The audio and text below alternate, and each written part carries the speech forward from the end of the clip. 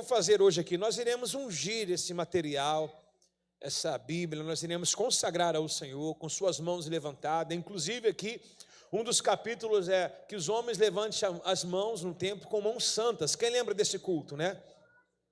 Por que muitos milagres não acontecem? Porque muitos homens tocam em pecado, fazem coisas que são reprováveis perante a Deus e depois querem vir para a igreja para estender a mão e abençoar. E aí fica aquela colocação: será que todo mundo poderia colocar a mão na sua cabeça para orar? Você deixaria? Outro dia eu vi até um vídeo na internet interessante, que o rapaz, ele é bem conhecido, renomado, ele estava em viagem, de repente veio um jovenzinho evangelizando e falou: posso orar por você? Aí ele falou assim: peraí, deixa eu conhecer, quem é você, qual é a igreja que você é? E começou a encher o rapaz de pergunta, e o rapaz falou: então não oro mais não, foi embora. E ele entendeu como livramento, de verdade, né? A gente acha que oração tem que ser de todo mundo. Por exemplo, eu vou trazer um texto bíblico para vocês aqui agora, Atos 16, a colocação que Paulo e Silas estão em uma cidade, aquela mulher chamada, na cidade de Lídia, né? Aquela mulher que adivinhava, trazia muitos lucros para aquela cidade. Ela também, acredito que ela estava ali atrás, dizendo: esses homens são bacanas, legais, estou orando por eles, estou intercedendo por eles. De repente, a Bíblia não dá esse contexto para a gente, mas imaginamos que a mulher, eu acho que eu tenho que cortar a palavra de repente, né? De repente, deu delay, agora deu delay, acabou a bateria, né? A mulher, ela coloca essas palavras sutis, aparentemente inofensivas para Paulo e os seus discípulos, e Paulo, um homem espiritual, claro, eu entendo também que Paulo sabia quem era ela. Ele chegou na cidade, ele procurou logo saber qual era a cultura da cidade, o que mais mexia com a cidade, quem era o monumento da cidade, e aí foi distado aquela mulher para Paulo, e ele repreendeu ela. Então a gente precisa, sim, literalmente saber quem está orando pela nossa vida, né? E a gente pede oração por todo mundo, ok? A Bíblia diz que a oração do justo não é do injusto que faz efeito, ok? E esse livro é um presente, ele trata muitas coisas. Nós estivemos resenhando domingo o capítulo 9, que ele fala sobre o altar, o púlpito silencioso. O que você imagina? Alguém já chegou no capítulo 9 ou não? O que você imagina de um púlpito silencioso? Alguém me dá alguma colocação, por favor? Púlpito silencioso, o que você imagina? Alguém chegou no capítulo 9? Não. Púlpito silencioso é quando o evangelho que você é na igreja, quando a verdade que você atua na igreja começa na sua casa. É o púlpito que ninguém vê, é o microfone que está desligado, mas lá você é pastor como é aqui, lá você é um servo como é aqui. Não é só servir a igreja de Jesus Cristo. E as reclamações que nós temos, inúmeras dela, né? O meu marido é muito bom na igreja ele é um bombril, faz tudo, mas em casa faz nada, né? E aí tem muitas mulheres reclamando, e muitos maridos reclamando também, inclusive marido dizendo: a minha esposa é excelente, está em todas as escalas, mas, não comparece. E aí o marido faz uma lacuna dizendo que ela não comparece. Aí você sabe qual é a letra de caixa alta que ele diz que não comparece, né? Está entendendo? Então o primeiro púlpito começa na sua casa, ok? No capítulo 10, que nós tratamos domingo agora, ele está dividido em duas partes, é meio que batalha espiritual. A tradução ali colocada é espíritos enganadores. Eu acho que eu vou preparar bastante mensagem nessas igrejas que eu vou para esses espíritos enganadores. Justamente dentro disso, muitas pessoas recebem oração de todo mundo, querem mãos impostas de todo mundo, consagram qualquer um obreiro, e a Bíblia dá uma detalhada para que você possa consagrar obreiro.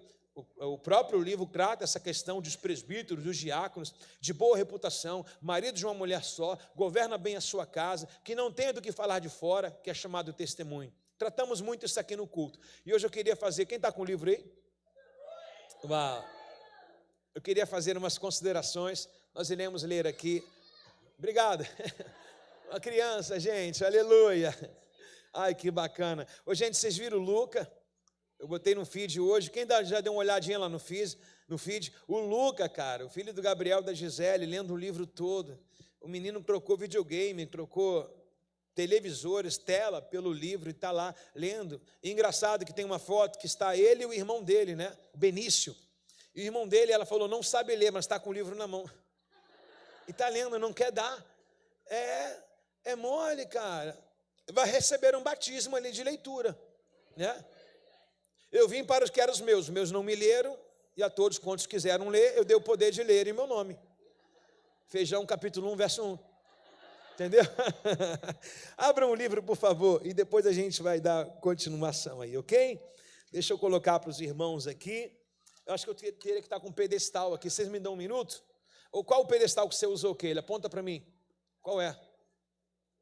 Qual o pedestal que você usou? Vou pegar aqui, hein? Não sei se qualquer um pode. Pode, Serginho? Esse aqui cabe meu microfone? Ok. Sorriso bonito.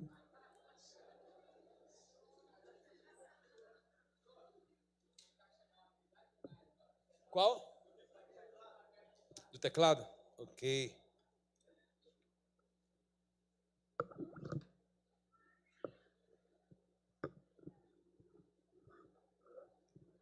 Gente, minha mãe está aqui hoje, uau, que bacana, viu?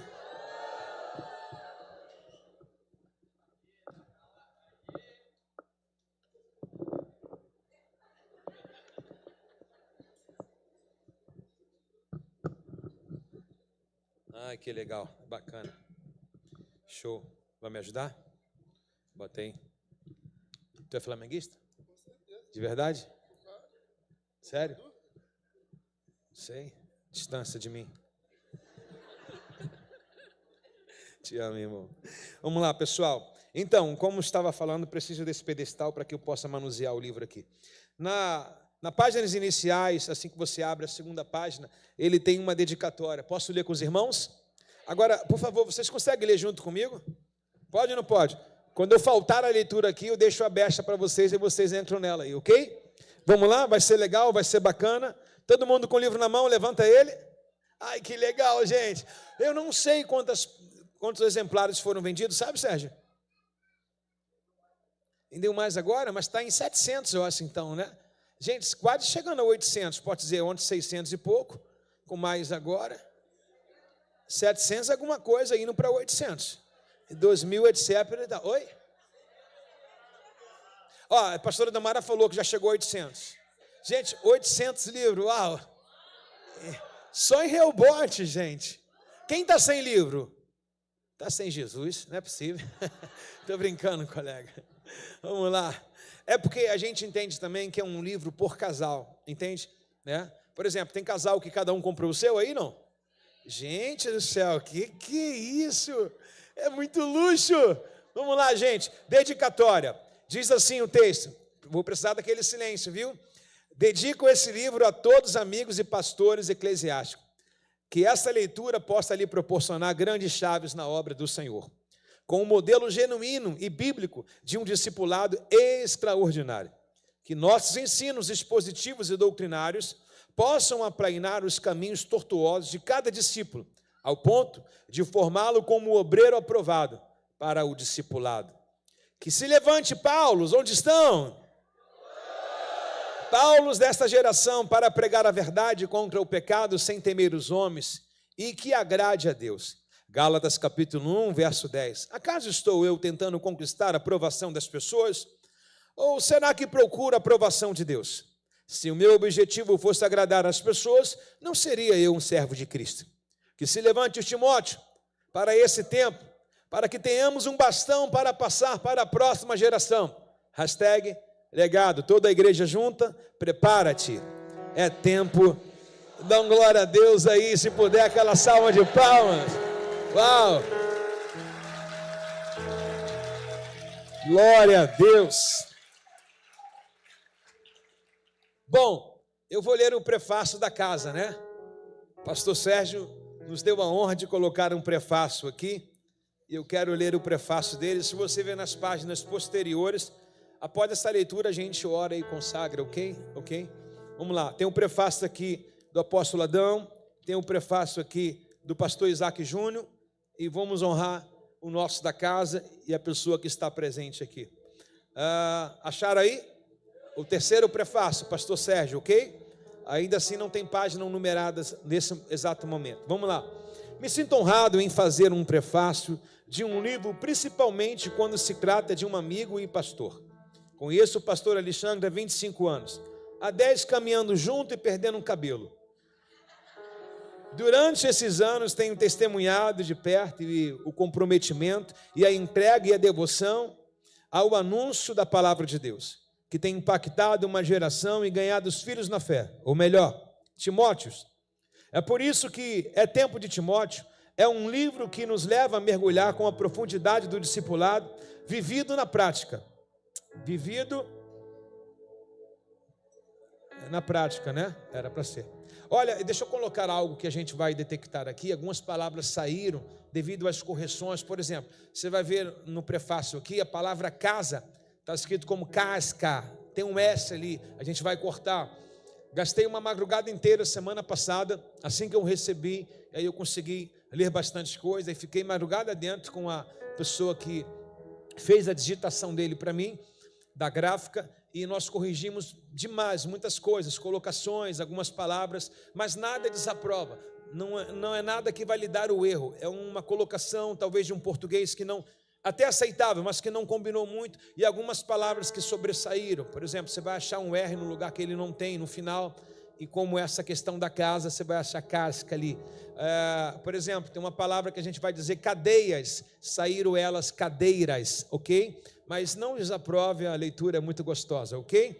Então vamos lá, eu sou fruto desse discipulado, por isso recomendo a leitura desse livro, de fácil compreensão a todos os cristãos, especialmente a líderes e pastores, porque discipular é uma ordenança do nosso Mestre Jesus, Mateus 28, 19, ide, né? E o pastor Alexandre ensina isso na prática, pastor Sérgio Cabral Pinheiro.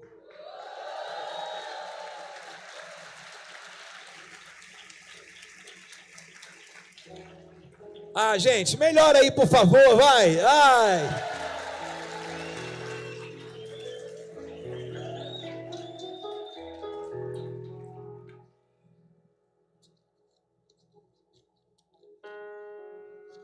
Pastor Robson Vargas é o próximo, iremos ter oportunidade, talvez cada um na sua igreja.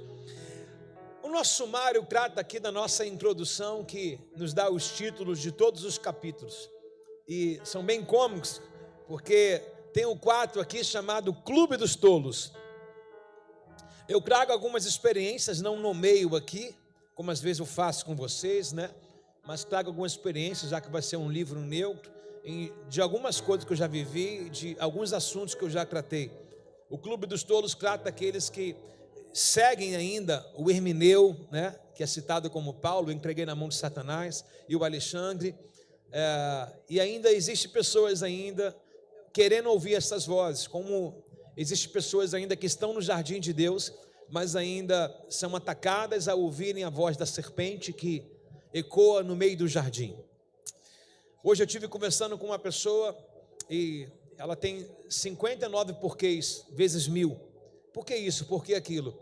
E existe essa dúvida dentro de nós, quando a gente perde o senso da eternidade, porque é muito sofrimento nessa terra, é muita pancada que você leva todo dia. Existem pessoas que devem estar aqui, que saem de um mês de uma grande luta e melhora um pouquinho, mas depois vem uma guerra maior, né? Jesus não deixou a gente imune desses fatos que iria acontecer. Em João 16 ele diz, no mundo vocês terão aflições, mas tem de bom ânimo, eu venci.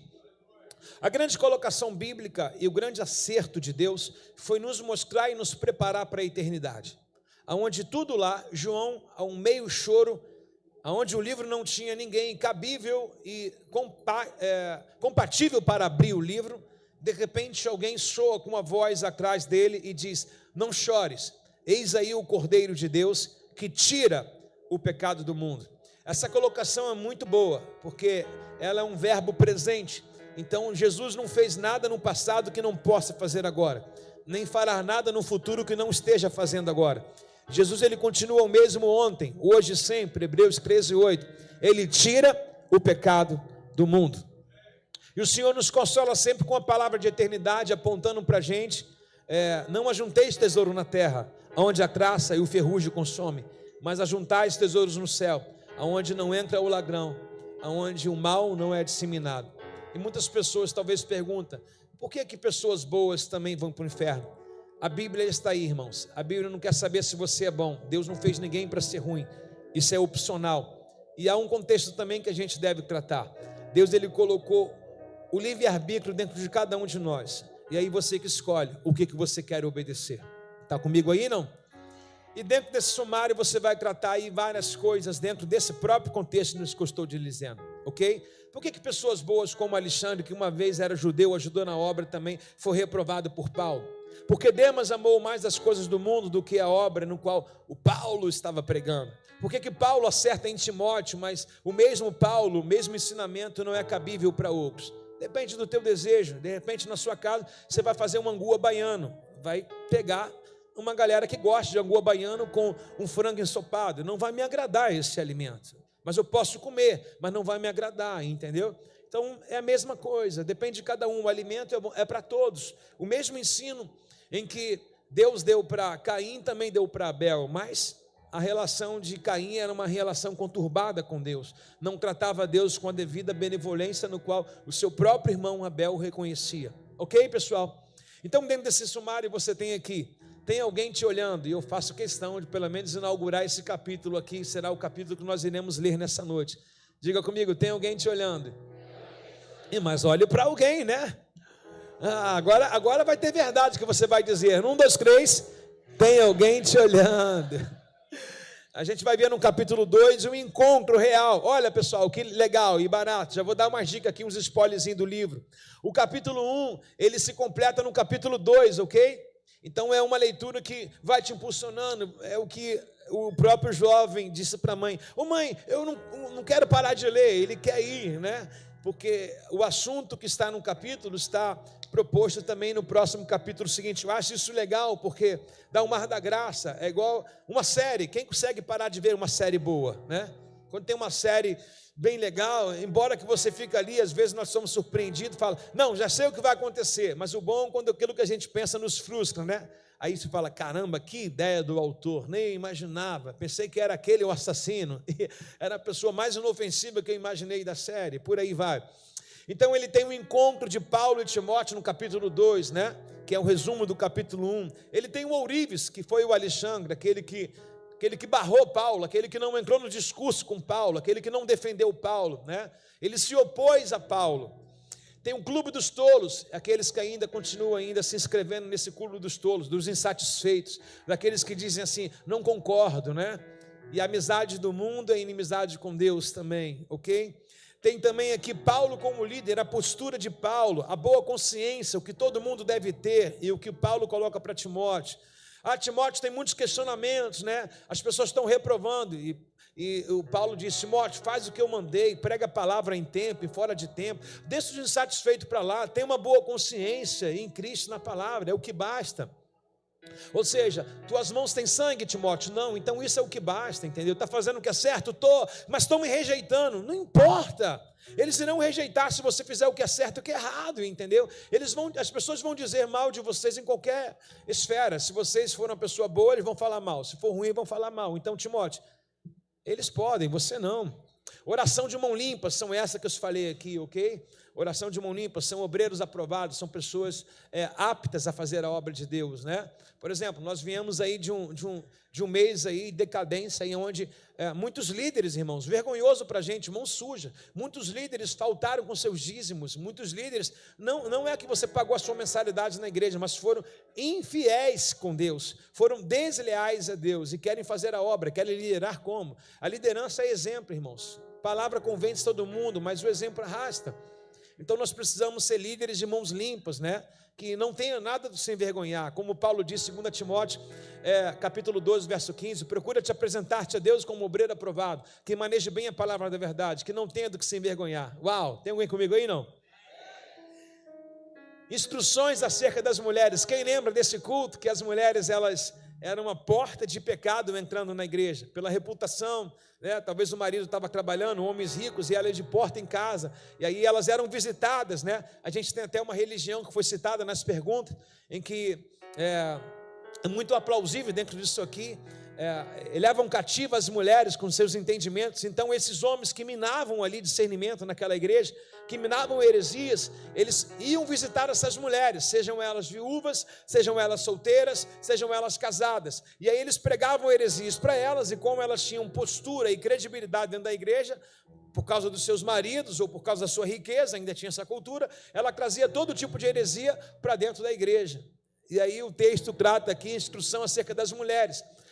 E eu trouxe isso, lembro piamente aqui, em que Paulo não mandou bloquear as mulheres, até porque em Coríntios ele faz muitas menção das mulheres como pregadoras, né? Ele não descredibiliza, mas ele manda o Timóteo ter autoridade e autonomia para barrar essas mulheres.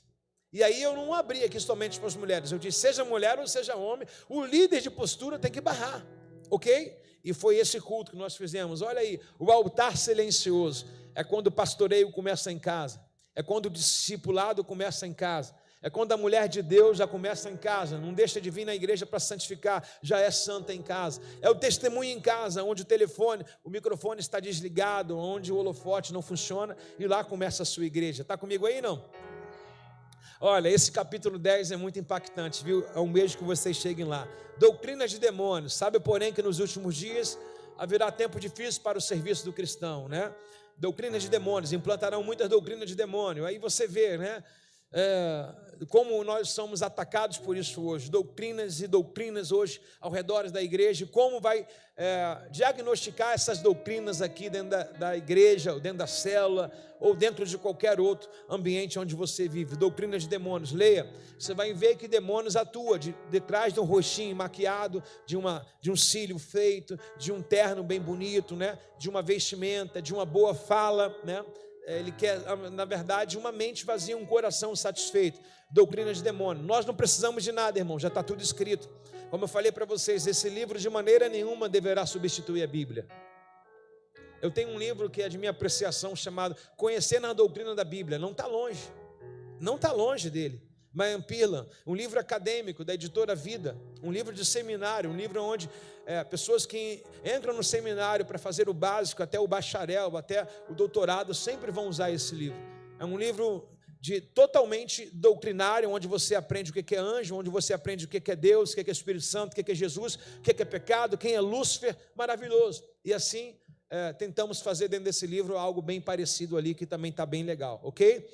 Então o altar silencioso começa em casa. Repete comigo, por favor, diga, o evangelho começa na minha casa. A doutrina de demônios também, capítulo 1 e 2. E saúde e fé. Uau, quem lembra desse culto aqui?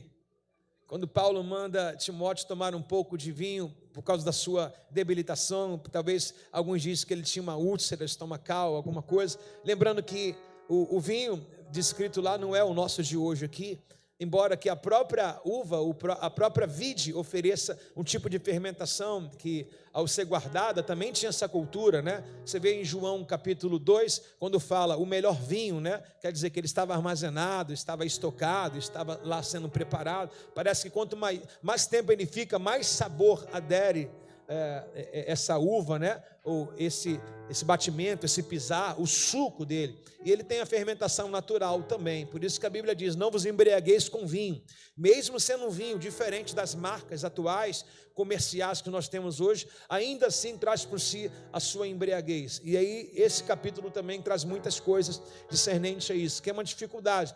Eu tenho amigos bons, que eu digo assim, cara, o cara é leal ao ministério, leal à mulher, mas não abre mão de um vinho, cara, não abre. E ele gosta, na verdade, de uma taça, de um bom vinho, e que é um vinho alcoolizado. Aí eu digo para você, nos nossos dias, para que nós não fujamos daquilo que Paulo disse a Timóteo, por que não tomar um suco de uva? O suco de uva é integral, bem próximo daquilo que é o original. Está entendendo, pessoal? Quem quer pecar, acha lacuna, né? Mas quem quer se santificar também tem aí as colocações. Então Paulo cobra para Timóteo saúde e fé, andando lado a lado. É como se ele falasse corpo, alma e espírito. Outra coisa, riquezas desse mundo. Nossa, Demas amou mais as coisas desse mundo, né? Irmãos, Demas abandonou o evangelho, abandonou Paulo para curtir o mundo. A mesma coisa, irmãos, Ló abandonou Abraão, a verdade, aquele que tem promessa para ir para Sodoma. Então a gente vai ver isso até hoje, ok? Ele diz para estarmos contentes com o que tenho. Amor ao dinheiro é o que cega, ainda isso continua batendo muito. Porque os ímpios enriquecem? Uau, meu Deus do céu. Eu acho que eu faço aqui uma colocação também do Salmo 73, né? do Asaf aqui, porque os ímpios enriquecem, é o questionamento de algumas pessoas.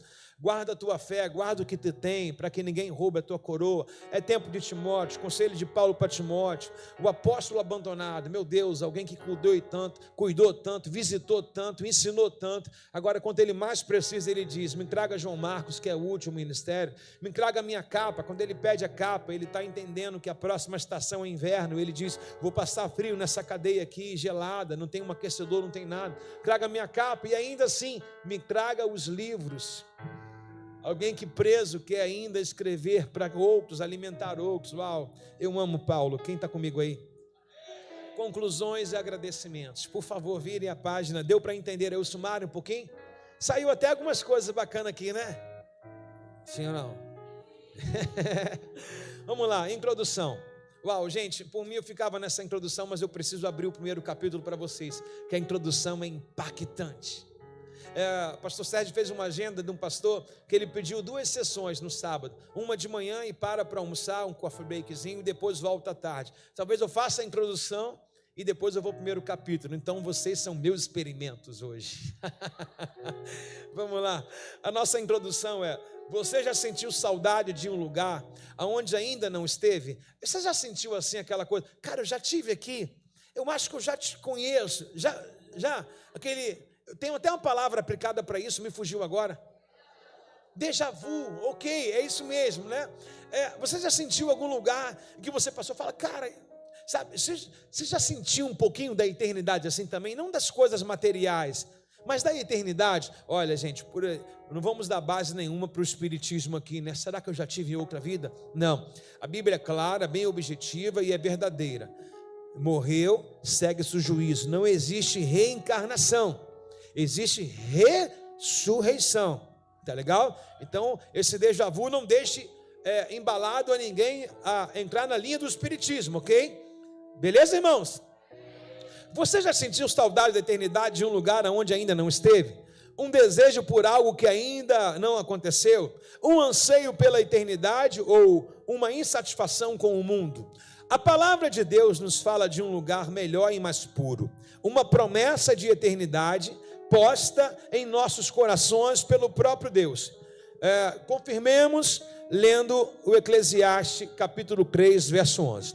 E no entanto, Deus fez tudo no seu apropriado lugar e devido tempo. Ele colocou um senso de eternidade no coração do ser humano. Põe a mão no seu coração.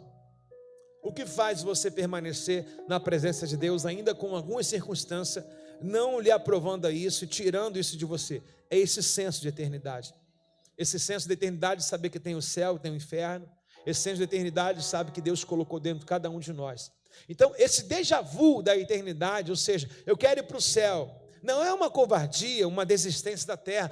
Estou cansado desse sistema, não quero mais lidar com as pessoas. Não devemos almejar o céu por causa que somos falidos aqui em relacionamentos ou falidos financeiramente. Devemos desejar o céu porque lá é um lugar bom. Porque se o céu não tivesse Deus e não tivesse Jesus, o que nós iríamos fazer lá? Então, o nosso senso da eternidade nos faz uma colocação que nós devemos estar onde Deus está permanente, ok, pessoal? Então, dentro de nós há um coração ansioso pela eternidade, mas mesmo assim ninguém é capaz de entender toda a obra de Deus do começo ao fim. Uau, é verdade. O apóstolo Paulo também refletiu muito sobre esse desejo. Em 2 Coríntios capítulo 5, no verso 1, você tem como colocar? Ele faz uma colocação da casa celestial e a casa terrena. Se demorar a gente lê, dá não. 2 Coríntios capítulo 5, verso 1. Devia ter colocado aqui. Ok, muito obrigado. Sabemos que quando o nosso corpo terreno está... eu estou com a luz bem no meio do painel aqui. Sabemos que quando o nosso corpo terreno, esta tenda que vivemos, se desfizer, teremos um corpo interno, uma casa no céu, feita para nós pelo próprio Deus e não por mãos humanas. Ou seja, Tudo combina. Paulo diz, olha, que nós temos uma tenda terrena, mas na verdade é o que Jesus falou: irei preparar lugar para vós. Então nós temos uma casa na eternidade, temos um lugar nos esperando. Se puder, bota para cá assim, ó, tira dessa luz, está bem a luz no meio, não consigo enxergar. E se eu virar para o pai, muito obrigado. Gente, por favor, casa Natália. Casa Natália. Cadê o vaso, Natália? Não estou achando ele. Que bom. Então, Paulo, ele reflete para nós daquilo que, na verdade, significativamente, ele tem, né? Esse sentido. Conheço um homem que é o terceiro céu, não sei, mas viu coisas inefáveis, né? Ou seja, ele faz essas reflexões, ele diz aquilo que, na verdade, ele tem convicção, porque a fé é a convicção das coisas que não vemos, mas a prova daquelas que esperamos. Isso é fé. Eu não vi, mas eu espero por isso. E como que eu espero? Lendo a palavra de Deus. Eu não sei você, mas eu já falei para vocês, eu não quero aqui trazer nenhum tipo de constrangimento, de santificação ou de santidade, pelos livros que eu tenho, pelo que eu leio, dizer que sou mais santo de qualquer um outro. Pelo contrário, faço a colocação de Paulo. De vocês eu sou o pior aqui. Mas eu choro muito ao ler a palavra de Deus. Eu vim agora falando a minha família no carro e eu vim colocando aquela dissertiva do tempo de Timóteo, daquele menino esqueci o nome dele. Oi? Marcos Teles. Eu vim chorando aquelas canções, tu porém, né? Quando eu ouço as coisas de Deus, acho que principalmente às vezes eu não consigo me abrir muito, assim, porque essa coisa de ir a sós com Deus é você e só. Aí eu já começo assim: Deus, estou todo arrebentado. Eu começo a conversar com Deus de verdade: Senhor, hoje não estou bem demais. Olha quantas crises, olha quantas coisas. Onde que aperta o botão para voltar, né? Eu começo a falar com Deus e abro meu coração. Eu tenho maior liberdade para falar isso. E eu começo a orar. Eu acho que isso que nos alimenta, isso que nos sustenta, porque senão a gente queria ir para a eternidade direto, né? Ontem estava no culto aqui, tive algumas reflexões e eu disse para uma pessoa, vieram umas pessoas carinhosamente aqui, pedir que eu assinasse o livro e tudo. Eu vim agradecer cada uma delas. A pessoa, o cara está comprando um livro que é seu, cara. Você escreveu, o cara está dando uma credibilidade. É o dinheiro dele, da passagem, é o dinheiro dele, sabe? Ele tem direito de fazer o que ele quer, mas ele está me dando a honra de comprar um livro. E jovem chegando aqui, veio um jovem me importunar aqui ontem, e ele, pastor, porque eu tenho muita dúvida. Eu falei, oh, Jesus do céu, você sempre me dá pergunta difícil, né? Mas ele veio tirar muitas dúvidas comigo sobre vida amorosa, sobre vida espiritual, sobre vida sentimental. Eu falei, gente, a gente está influenciando pessoas que a gente nem sabe, cara. E ele falou, você é a pessoa mais apta a me ensinar essas coisas. Então você está definindo destinos de pessoas. Como é que eu vou ansiar pela eternidade, querer estar no céu, onde tem pessoas clamando ali? Abba, Pai, né? Então a gente se encontra nisso direto, pessoal, direto. Eu não sei o que seria da sua vida se não tivesse essa igreja. Eu não sei o que seria de mim se não tivesse vocês. Acho que um depende do outro aqui, né? A Bíblia diz, um ajudou o outro, o próximo disse, esforça-te. Entende? Eu parei demais aqui, né? Ô, Natália, achei o vaso, posso falar com ele? Não? Não. Não queria mesmo estar aqui, Paulo vai dizer. Assim como Paulo também, eu também não queria estar aqui, como Paulo, e gostaria de estar na minha morada, na minha habitação celestial. Aí, gente, está nessa casca aí, ok? É nessa casa, tá legal? Tira esse S aqui. Aqui nessa casa, onde tudo é passageiro, vivemos o ardor da eternidade queimando dentro de nós. Gente, minha esposa sabe, por exemplo, se vocês falaram assim, é porque Deus não pergunta como que a gente quer morrer, né? Duas coisas que Deus não faz: pergunta como você quer nascer, nem um dia, Ele que faz, e Ele não pergunta o dia que você quer morrer. Deus é terrível, né? Tem que amar esse paizão. Mas se você perguntar para minha esposa como que eu queria morrer, ela vai dizer, ele queria morrer pregando. Para muitos será um escândalo, mas para mim será no meu ápice da minha vida, fazendo o que eu amo fazer, fazendo o que eu gosto de fazer. Vou confessar algo para vocês, por favor. Eu me acho horrível pregando. Estou falando sério, eu não consigo me ouvir a minha voz. Eu saí de manhã do culto pregando cheio de crítica. E ela falou, caraca, o culto foi muito bom. Eu falei, estou até com dor de cabeça, porque eu estava querendo e nada, sabe, o entendimento não vinha, acho que foi a noite, mal dormida, tudo.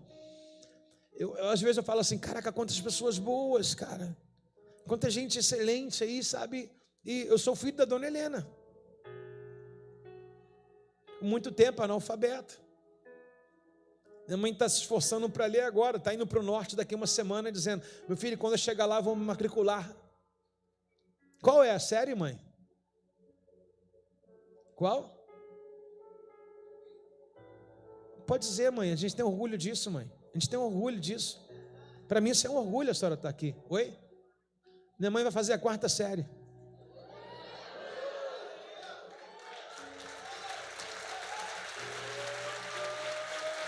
Vai estudar, gente.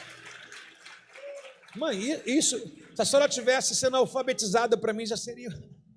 A senhora já está na 4ª série, mãe. Uau! E já sabe ler. Já assina o nome dela.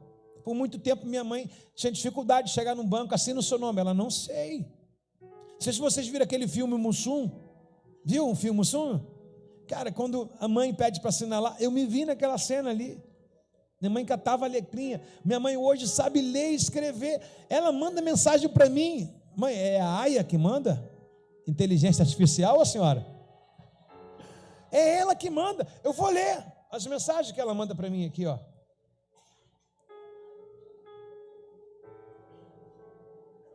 Bonitas. Boa noite, a paz do Senhor Jesus Cristo. Ontem esteja com você e com toda a sua família, em nome de Jesus. Meu lindo, te amo. Beijo, mamãe.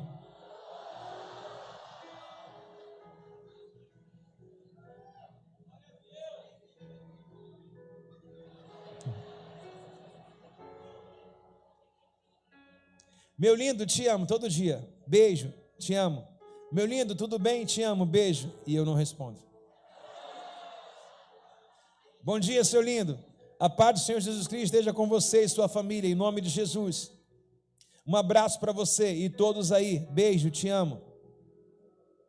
E tudo aí vai. Te amo, te amo, te amo, te amo. Um beijo para minha nora. Um beijo para meus netos. Boa tarde, a paz do Senhor Jesus Cristo. Meu gatinho.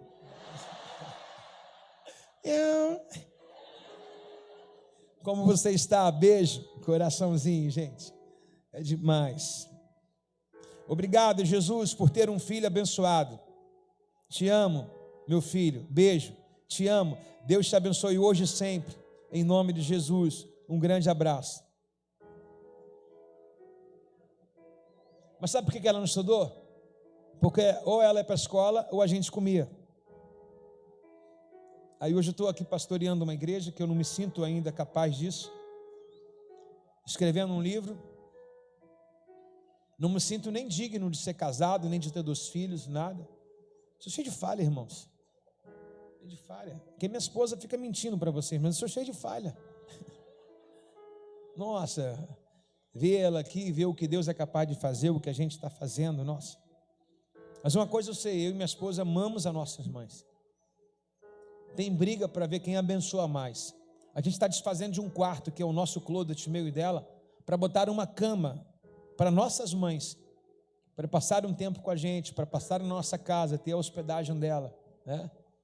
A gente honra, talvez é por isso que Deus tem nos abençoado, porque a gente sabe a importância de uma mãe na nossa vida. E eu te amo, mãe.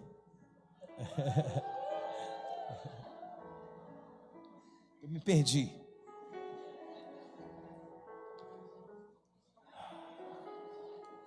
(18)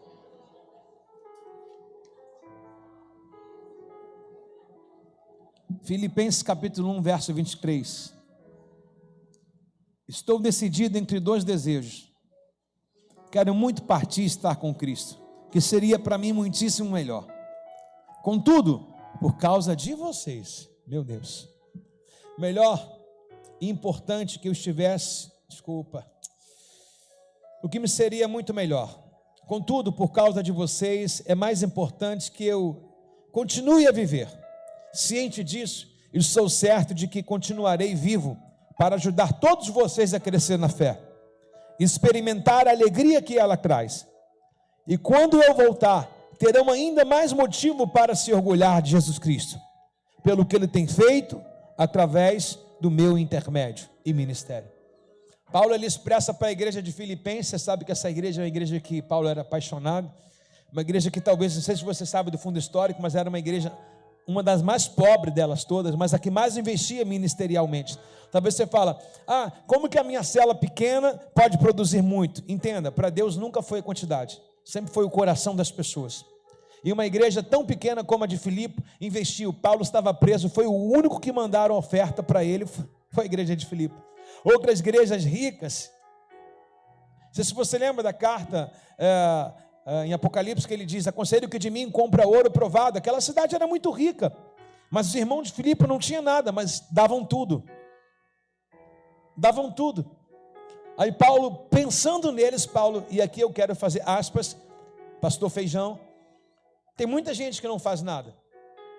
E quantas vezes a gente já falou, vamos largar, já falamos, agora não, depois de um tempo, sabe, a gente ficou mais maduro, mas é tanta traição, sabe, aquilo que Paulo sofreu, talvez de uma proporção menor, mas a gente sofre tantas coisas, entendeu? Tantas injúrias. Se o pastor está sorrindo, está demais, se está triste, está demais, se penteou o cabelo, está vaidoso, se não penteia, está relaxado, né? É por aí que a gente sofre, né?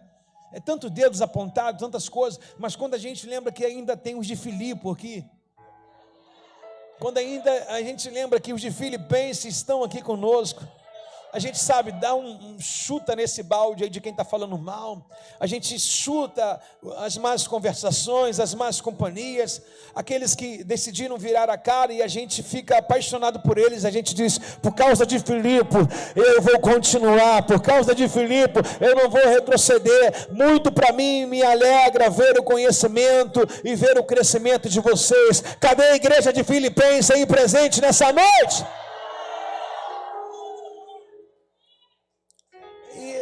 São esses, são os remanescentes. Estávamos indo embora ontem, aí saí, ainda fui jantar ainda, falei, sogra, vou levar você para jantar, e ela está numa dieta, e olha o que ela testemunhou.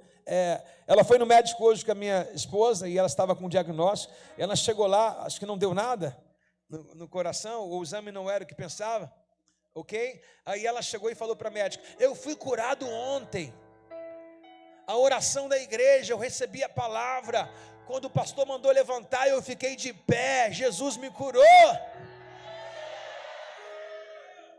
É verdade, está ela ali, né? Quando a gente lembra, irmãos, tem uns filipenses, cara, e pessoas, eu fico imaginando, talvez, se não fosse o Alexandre, onde estaria o Sérgio, onde estaria o César, onde estaria o Tiago, onde estaria o Jorge, onde estaria o Charles? Se não fosse o Charles, onde estaria o A, o B e o C? Se não fosse o Jorge, se não fosse o Tiago, onde estaria? Eu acho que cada um tem aquela aproximação, cada um, sabe, tem uma dispensação para colocar, cada um tem um conhecimento, cada um tem um jeito, cada um tem uma mania, entendeu? Que agrega, que acaba sendo compatível com um e com o outro. Eu acho que quando a Bíblia faz menção do corpo, né, em Coríntios, ela diz que todos são importantes. E João, ele vai dizer uma coisa muito sublime, em cima diz que todos são importantes. Ele diz no Evangelho de João, capítulo 3, verso 30, apesar de nós sermos importantes, que ele cresça e eu diminua. Eu acho que isso mostra uma dependência minha de Cristo, dos pastores de Cristo, dos supervisores, de cada líder, daqueles que fazem a obra de Cristo. O mais importante é que ele cresça, sabe? Nem Paulo, nem Apolo, nem A, nem B. Tive que descaracterizar uma configuração de honra nessa igreja, ao ponto de ouvir algo que me machucou muito. Gente, eu sou o pastor de vocês. E os pastores, eles têm os lugares deles e a hora deles, mas o trabalho que eles fazem de um auxiliar é de excelente. Mas eu vi alguns levantando o ego, alguns liderados levantando o ego, como fizeram com Arão também, e Arão também fez com Miriam. Deus só fala com Moisés.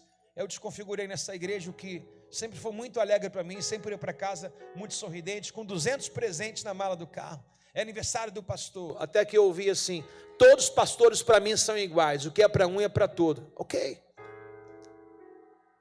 Mas quando Jesus chegava num lugar, se Jesus fosse na tua casa, tu não colocava ele no chão igual você coloca os seus filhos. Você queria um lugar separado. Não estou me comparando com ele, mas estou dizendo, quem tem o gênesis da honra, sabe o que é honra, e não é bajulação. Aí eu disse, pessoal, eu quero que descaracterize aí essas colocações de caixinhas, de presentes, essa obrigatoriedade.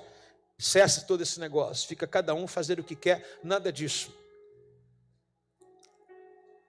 Mas isso me deixa chateado, mas existem alguns não, que são diferentes, independente disso, fazem, independente de uma caixinha, independente de outra coisa, um abraço. Ontem eu recebi no meu gabinete um presente lindo, um casal de líderes me deu um quadro de medalhas. Viram que a gente está correndo e que a gente está colecionando medalhas, gente? E minha esposa ontem foi um pouquinho soberba, mas tudo bem. Eu falei assim, eu tenho 4 medalhas, eu tenho 5. Eu falei, tá bom, Jesus, passa lá em casa, Jesus, né? E aí o cara fez um negócio. Ontem um casal foi viajar e chegou, como vocês fazem? Eu vejo os pastores ganhando presente tudo, mas não é isso. Eu vou dizer para vocês, nem preciso, porque acho que presente não é para quem precisa, presente é você que precisa dar. Já reparou que o presente não é a pessoa que recebe que precisa, é você que precisa desapegar e dar presente? Não é? Porque peraí, que Jesus precisava para os reis magos dar para ele ouro, incenso, mirra? Ele é rei, ele é senhor, ele é dono de tudo. Você está entendendo? A gente precisa virar essa chave, está entendendo? E aí um casal foi viajar ontem, me deu, gente, um doce de leite, um queijo gostoso. Uau, agradeci tanto a eles. E como vocês fazem? Vocês podem presentear um ao outro. Hoje é aniversário do paizão. O que você já deu de presente de paizão? Uma pessoa que todo mundo ama, uma pessoa que todo mundo é apaixonado. Honrar uns aos outros. Está comigo aí, não? Por que eu digo isso? Porque essa igreja de Filipe era essa igreja. Era essa igreja, entendeu? Que tinha um carinho pelo seu pastor, que tinha um cuidado com o seu pastor. Não tinha obrigação nenhuma. Eles poderiam ficar isentos. Disse para Paulo que a gente é pobre aqui. Não. Da pobreza eles foram ricos, do pouco eles foram muito. Enviaram para Paulo uma oferta, cara.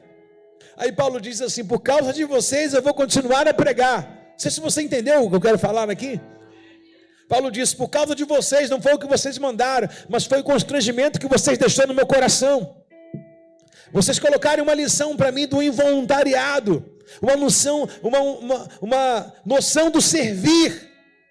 Vocês me ajudaram, todos me abandonaram, mas vocês me cobriram agora de honra. Aí Paulo diz, por causa deles, decide a continuar. Paulo ansiava pela eternidade, pelo encontro definitivo com Deus, mas ao mesmo tempo sabia do trabalho por vir, da necessidade de permanecer mais um pouquinho nesse corpo terreno, a fim de que Cristo fosse glorificado. Ele via uma geração que precisava ser ensinada e fortalecida e preparada para continuar espalhando o Evangelho. Ele via verdadeiros Timóteo. Onde eles estão aí? Assim como no tempo de Paulo, há uma geração lá fora, cheia de potencial. É difícil para os mais velhos acreditar que uma geração posterior, mas Paulo acreditou em Timóteo. Timóteo floresceu em meio ao caos, em meio à idolatria, em meio às vãs filosofias. Há Timóteo que precisam ser despertados, e há Paulos que precisam entender o seu papel na vida desses jovens. Nem todos estiveram uma figura de referência em suas vidas, como eu. Muitos cresceram sem um mentor, sem alguém que guiasse espiritualmente, emocionalmente. Outros, embora tenham tido pais amorosos, mas não tiveram ensinamento nem direcionamento. Quantos são os filhos órfãos dessa geração? Nosso coração não pode apenas arder pela eternidade. Existe um povo lá fora que clama por justiça e carece para quem o pregue. Nesse mundo talvez seja você um Timóteo em formação, alguém que deseja crescer na fé, amadurecer espiritualmente e cumprir o chamado de Deus para a sua vida. Ou talvez seja você um Paulo, alguém que caminhou um pouco, mas sente o peso da responsabilidade de ensinar, discipular os outros. Seja qual for o seu caso, uma coisa é certa: você está aqui porque Deus tem algo para lhe ensinar. Por isso, convido a calçar as sandálias e caminhar comigo nessa jornada pelo livro de Timóteo. para que juntos possamos consolidar tanto os Paulos quanto também os Timóteo, a fim de que nossos corações não ardam apenas pela eternidade, mas também pelas almas que aguardam a manifestação dos filhos de Deus. Aonde estão aqueles que são guiados pelo Espírito Santo?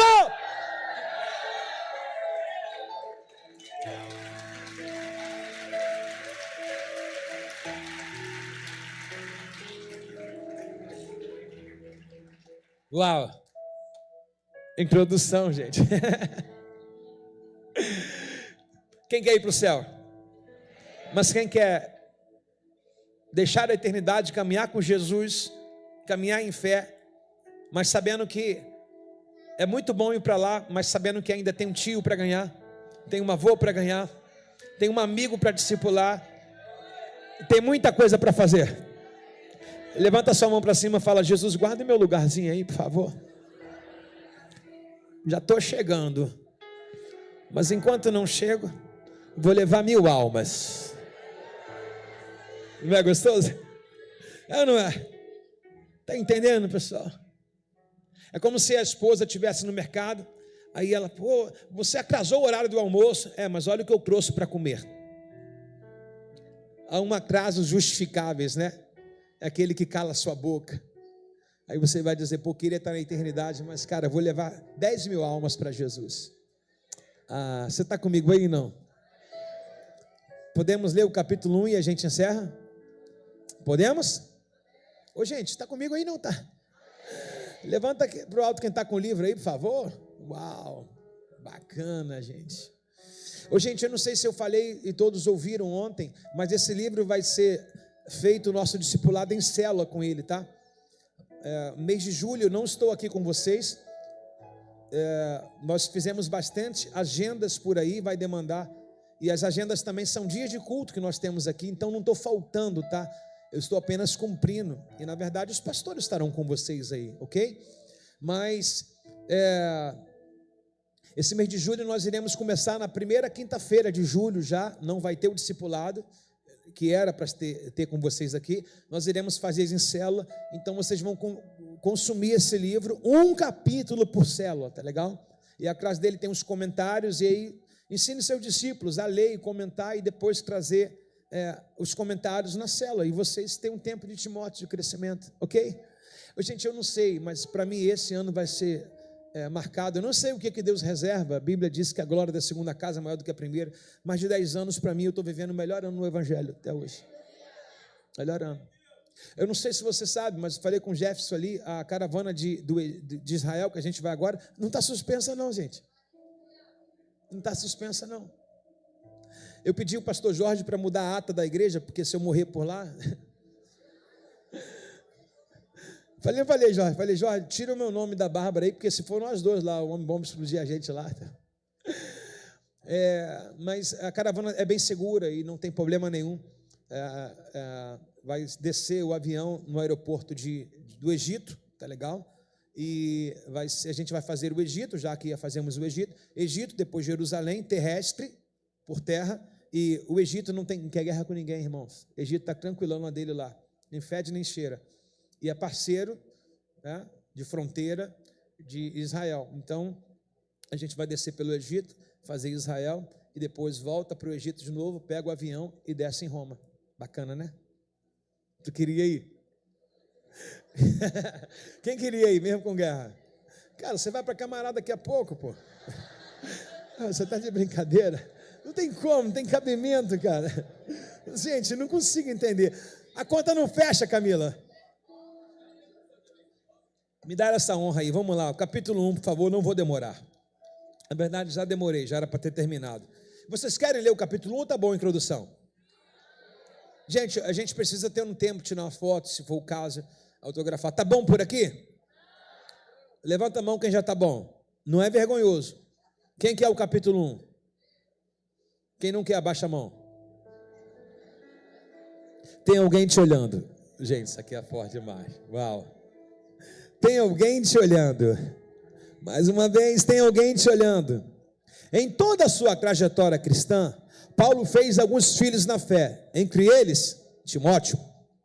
Para aproveitarmos melhor a história entre Paulo e Timóteo, veremos alguns textos fora de ordem usual. Por isso, prepare-se para revirar um pouco a sua Bíblia.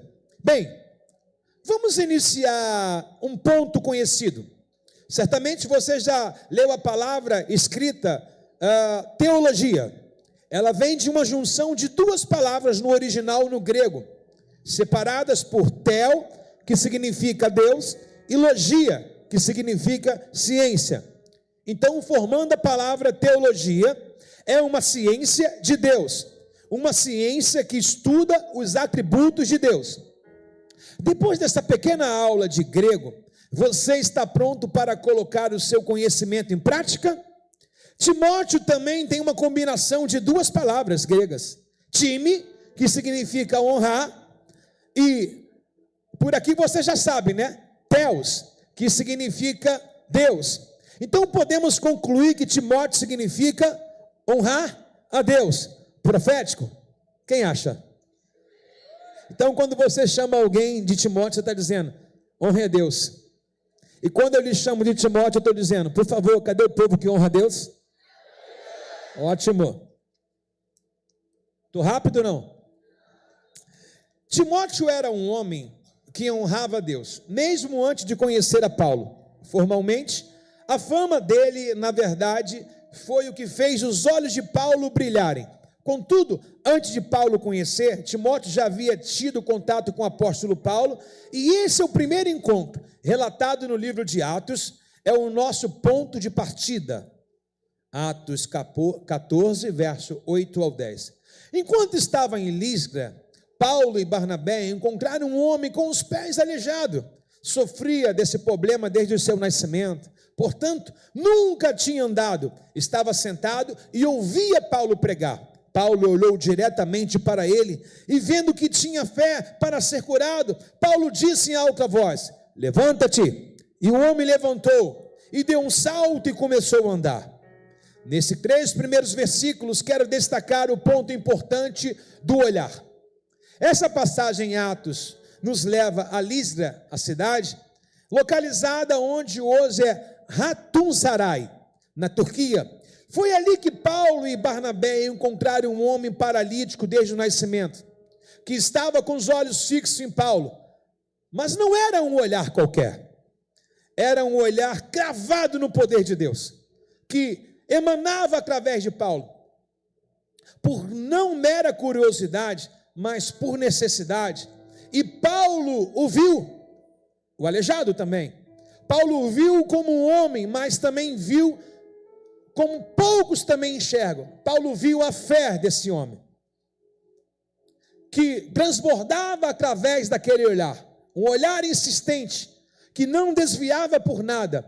Como pregador posso atestar, que quanto é bom quando há um encontro desses, um encontro de olhar, quando alguém olha para alguém que está com tanta sede quando alguém olha para alguém que está com tanta sede quanto você, pelo que Deus pode fazer, quando uma conexão silenciosa, quase secreta, se forma, há um conhecimento mútuo, consentimento, reconhecimento, como se ambos soubessem que precisasse dizer que carregam algo grandioso. Quanta honra é poder falar de Deus, quanta honra é compartilhar a palavra de Deus com alguém que, como a corça anseia por águas, a alma tem sede de Jesus. Depois daquele trocar de olhares, Paulo disse nada mais, nada menos que, levanta. E o homem saltou e andou. Será que ele teria sido curado se não tivesse de olho em Paulo? A resposta é não. Portanto, a primeira lição desse livro é simples, mas é poderosa. Mantenha os olhos fixos em quem Deus colocou no seu caminho para te ensinar. Já parou para pensar no privilégio que temos de ter acesso à palavra de Deus? Além das diversas traduções bíblicas na língua portuguesa, temos diferentes formatos de Bíblia, livros físicos, aplicativos no celular, livro digital, audiolivro. Ao passo que muitos povos ainda não têm acesso às Escrituras, e nem suas línguas maternas, ou nem sequer ouviram falar do livro sagrado. No entanto, muitas das vezes sacrificamos esse privilégio por uma mensagem no celular, por uma conversa paralela, por uma distração qualquer. Será que a igreja brasileira não percebe o que está diante dela? Querido leitor, estudar a palavra de Deus é um privilégio, seja na casa, sozinho, na igreja, com o corpo de Cristo. Nesse último caso, é o momento de aprender com Deus através de alguém que detém um conhecimento que muitas vezes você não possui. Quando você se distrai, nesse momento é também quando você corre o risco de perder algo capaz de mudar a sua vida e seu entendimento sobre as coisas espirituais. Não menospreze o seu privilégio. Aquele homem não tirou os olhos de Paulo, não se deixou distrair, e Paulo notou isso. Então, igreja, faça-se notar também. Agora, que com a esperança chamei a atenção de vocês, de volta a esse livro, sigamos em Atos. Porém, agora em vez de continuar em Atos 14, caminhemos um pouquinho para o futuro. Vamos logo ali, em Atos 16, onde lemos: Paulo foi primeiro a Derbe, depois a Listra, onde havia um jovem discípulo chamado Timóteo. A mãe dele era uma judia convertida, e o pai era um grego. Os irmãos em Listra, em Icônio, e tinha altas considerações por Timóteo. Em Atos 16, a Bíblia nos conta sobre Paulo, como ele conheceu Timóteo, e também nos conta quando isso aconteceu. Timóteo já era conhecido por os irmãos em Listra e Icônio, onde hoje é Cônia, também na Turquia. Ou seja, Paulo certamente era de Listra e no mínimo residente na cidade. Timóteo, desculpa. Agora voltamos para Atos capítulo 14, sabendo que, embora eles ainda não tinham conhecido de maneira formal, muito provavelmente Timóteo e Paulo estavam em Listra no mesmo tempo, uma vez que Timóteo era também residente natural de lá. Acompanhe comigo a leitura. A multidão, Atos 14, a multidão, vendo o que Paulo havia feito após curar o aleijado, gritou no dialeto local: deuses vieram até aqui de forma de homens. Concluíram que Barnabé era o deus grego Zeus e Paulo era o deus Hermes, pois eram eles que proclamavam a mensagem. O sacerdote do templo do deus Zeus, que ficava na entrada da cidade, trouxe touros, coroas de flores, até a porta da cidade, pois ele e a multidão queriam oferecer sacrifícios a Paulo. Quando Paulo e Barnabé ouviram que eles gritavam, o que estava acontecendo, rasgaram as suas roupas e correram para o meio do povo, gritando: amigos, por que vocês estão fazendo isso?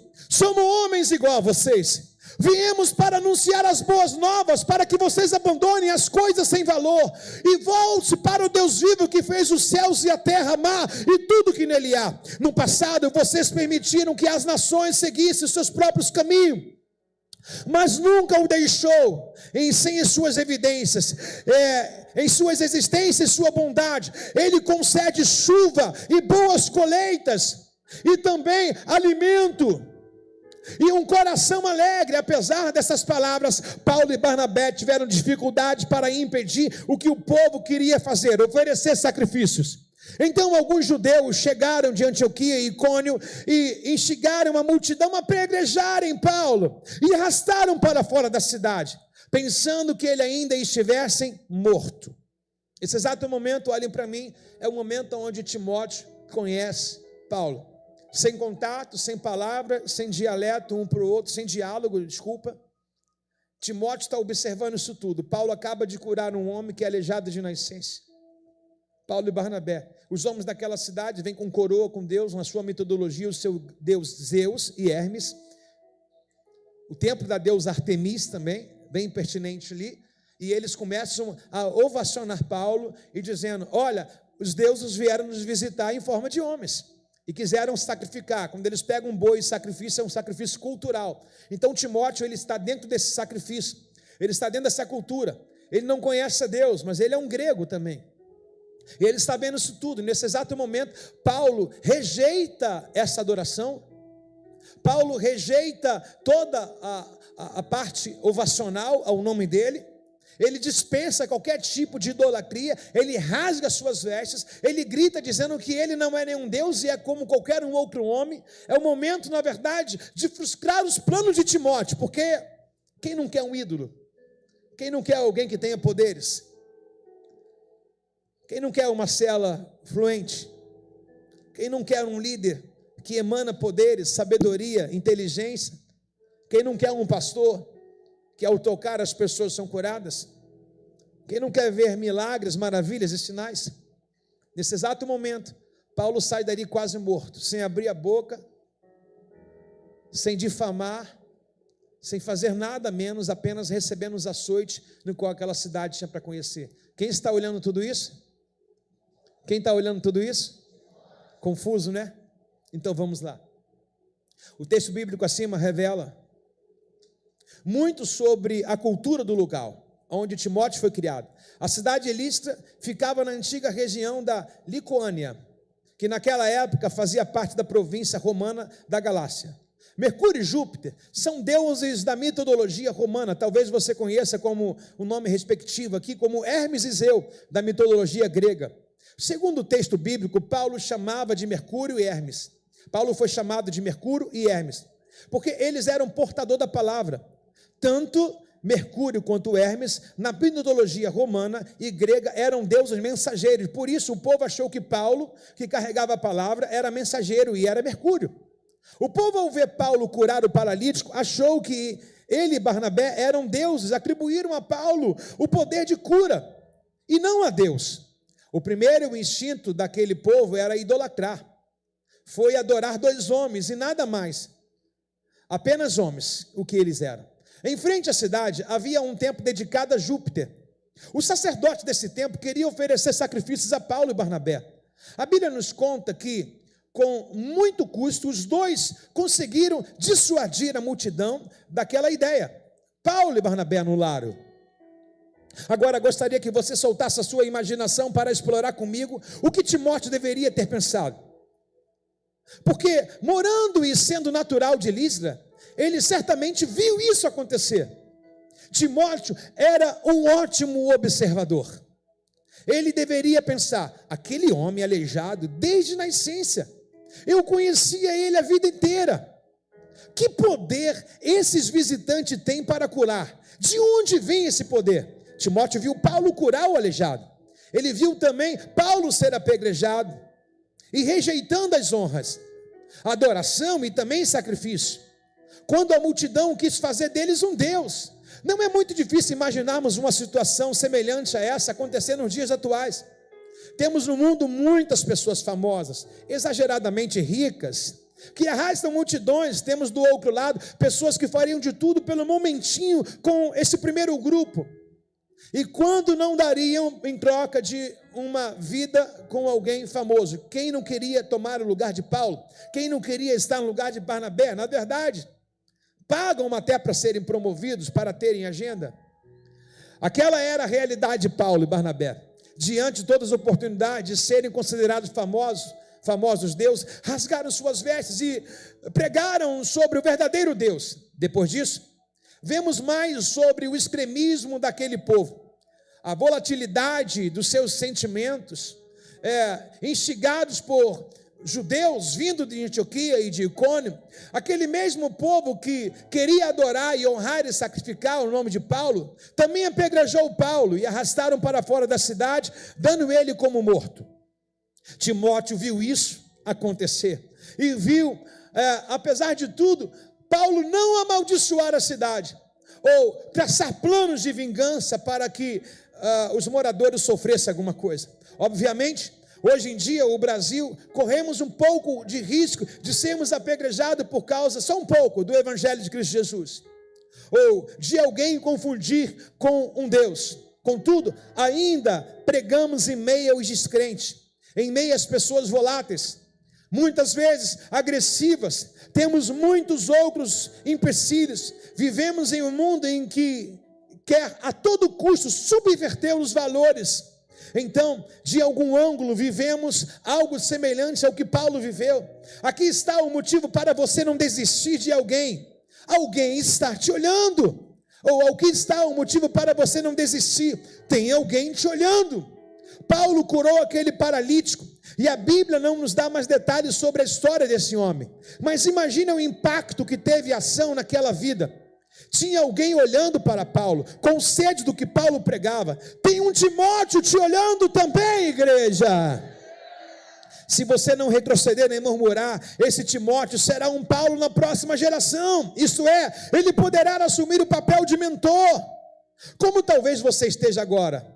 É como Paulo esteve no passado. Eu sei que existem sofrimentos, eu sei que é muito difícil lidar com descrença das pessoas, com idolatria, com prostituição, mas as aflições que vivemos são apenas testemunho do poder de Deus em nossas vidas, do modo em que possamos dizer com muito sobre nós, ou seja, do modo em que passamos no nosso sofrimento, possa dizer muito a respeito sobre nossa fé. No decorrer da história, sabemos que Timóteo tornou-se exponencial, e Paulo foi quem plantou e cuidou dessa semente. Paulo, quem deu exemplo a Timóteo sobre como ser um verdadeiro mensageiro da palavra. Muitas vezes vemos Timóteo e Paulo se alegrando por sofrerem em nome do evangelho. Paulo incentivou a Timóteo repetidas vezes ao aceitar o sofrimento e não desistir dele. Portanto, jamais se envergonhe de falar das outras pessoas sobre o nosso Senhor. Sobre também não se envergonhe de mim, estou preso por causa dele. Com a força que Deus dá, estejamos prontos para sofrer comigo por causa das boas novas. Timóteo capítulo 1 verso 8, segunda Timóteo capítulo 2 verso 3, Paulo diz para Timóteo: Timóteo, meu filho amado, suporte comigo o sofrimento como um bom soldado de Cristo. Em 2 Timóteo capítulo 4 verso 5, Paulo escreve para Timóteo: você porém deve manter sobriedade em todas as situações, não deve porém ter medo, trabalhe para anunciar as boas novas, a realizar o ministério que lhe foi confiado. Será que Paulo estaria satisfeito conosco hoje, igreja? Hoje em dia, a quem se associa servir a Deus como estar livre do sofrimento e tribulações? Mas me diga, isso é bíblico? Aonde estão essas evidências? Aonde estão? Jesus disse: eu porém lhes digo, ame os seus inimigos e ore para que aqueles que os perseguem. Desse modo vocês agirão como os verdadeiros filhos de Deus que está no céu, pois ele dá luz ao sol, tanto aos maus quanto aos bons, e faz chover tanto para o justo e para o injusto. Não há favoritismo. As tempestades também fazem parte do nosso testemunho.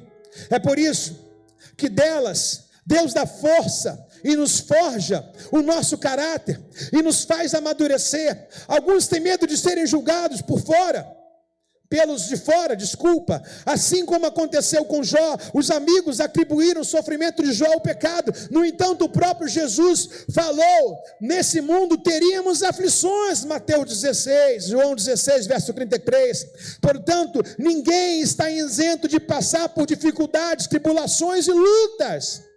Não tenha medo de sofrimento. O que nos dá respaldo como cristão são as obras que Deus faz e pode fazer através da nossa vida, através do nosso sofrimento. Timóteo conheceu Paulo quando ele estava enfrentando perseguição. Ele enfrentou uma fase aparentemente ruim de ser servo do Senhor, mas ainda assim decidiu segui-lo e torná-lo um discípulo de Jesus. Talvez seja por isso que Paulo o chamou de filho na fé. Você seguiria Cristo em uma fase ruim para o evangelho? É tão legal ir à igreja, não é? É tão legal fazer evangelismo, ser bem recebido, fazer trabalhos sociais, receber agradecimentos, mas quando a maré virar, quando o mar não está para peixe, e quando fomos perseguidos, Paulo nos convida a sofrer o sofrimento de um bom soldado de Cristo. Existem dois tipos de sofrimento: aqueles que nós mesmos alcançamos, simplesmente porque viemos nesse mundo e estamos no mundo caído, marcados pelo pecado, limitado na casa temporária. E o outro, quando que acometemos somos acometidos por causa de Deus, por causa da fé, por causa de amor aos céus, por causa do nosso testemunho. O primeiro não gera nenhum fruto, já é desse mundo, iremos passar. Mas o segundo sofrimento é quando Deus está nos testando, traz uma mudança, Veja que o apóstolo Paulo disse sobre isso, porque a tristeza que é da vontade de Deus conduz ao arrependimento e resulta em salvação. Não é uma tristeza que causa remorso, mas a tristeza do mundo resulta em morte. Sendo assim, eu te pergunto, que tipo de sofrimento você está enfrentando hoje? É uma dor produzida por você mesmo ou faz parte da história que o próprio Deus está escrevendo? Durante toda a trajetória de Paulo de fé, ele deixou um rastro de frutos espirituais. Isso é o que realmente importa. O testemunho que deixamos pelo caminho. Portanto, ainda que você esteja sendo perseguido, humilhado, não desanime, queridos. Se a sua fé e a sua vida agrada a Deus, cujo sofrimento gera filhos na fé, então sacuda agora mesmo a poeira e siga em frente. Paulo abriu as portas para o evangelho. Foi o primeiro a pregar em muitas cidades da antiga Ásia Menor, hoje conhecida como Turquia. Mas ele também foi apedrejado, espancado, aprisionado. Tudo isso para que seus filhos da fé, incluindo os que vieram depois de muito tempo, não precisassem passar por tudo isso. Paulo foi o precursor. Talvez você não entenda, mas Deus está fazendo um grande mover através do seu sofrimento. Se você olhar para trás, poderá ver muitos Timóteos seguindo seus passos. Não pare agora. Suporte comigo o sofrimento de um bom soldado de Cristo.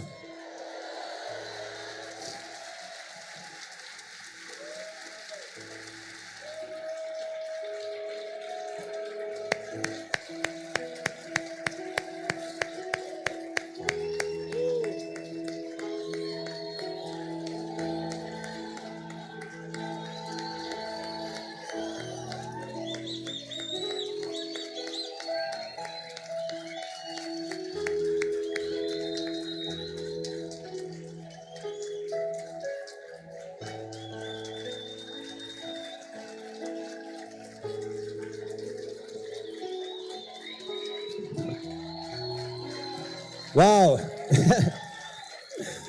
Deus é maior.